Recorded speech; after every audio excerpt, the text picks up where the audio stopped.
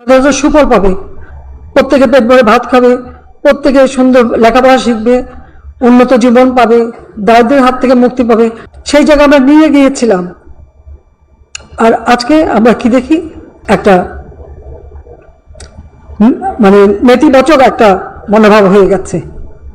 এই যে এতদিন এত শ্রম দিলাম, কষ্ট দিয়ে, নিজের দিকে তো তাকাইনি, নিজে টেলিভিশন তো কিছু করিনি, যেটুকু করেছে দেশের মানুষের জন্য, যা কিছু করেছে মানুষকে দিয়ে। ভারতের দিল্লি থেকে দীর্ঘ 1.5 বছর পর প্রকাশ্যে জাতির উদ্দেশ্যে এসে জুলাই আন্দোলনে নিহতদের নিয়ে কথা বলতে গিয়ে অঝরে কেঁদে এবার যা বললেন শেখ হাসিনা।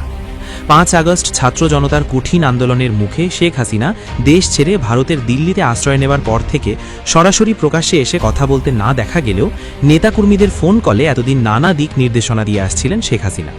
কিন্তু দেশ নিয়ে নানা ষড়যন্ত্র ও জুলাই আন্দোলনে নিহতদের নিয়ে কথা বলতে গিয়ে অঝরে কাঁদেন শেখ হাসিনা।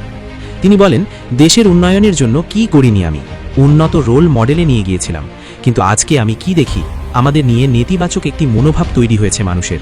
এই যে এতদিন এত শ্রম দিলাম, এত কষ্ট দিয়ে, নিজের দিকে তো তাকাইনি, নিজের ছেলে মেয়ের দিকে তো তাকাইনি, যেটুকু শ্রম দিয়েছি সব মানুষের জন্য করেছি।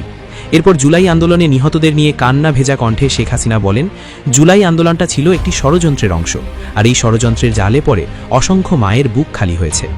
আমরা তো মানুষ মেরে ক্ষমতায় থাকতে চাইনি, কত তাজা প্রাণ ঝরে পড়েছিল, আজ সেটার দায়ও আমাদের দেওয়া হচ্ছে, আর আমাদের নিয়ে মানুষ ভুল বুঝতে শুরু করেছে। সাধারণ মানুষের চোখে কালো কাপড় চোখে বেঁধে তারা তাদের ষড়যন্ত্রে বেশ সফল হয়েছে। সামনে বড় বিপদ ধেয়ে আসছে, তাই আপনারা তাদের ষড়যন্ত্রে পা দেবেন না।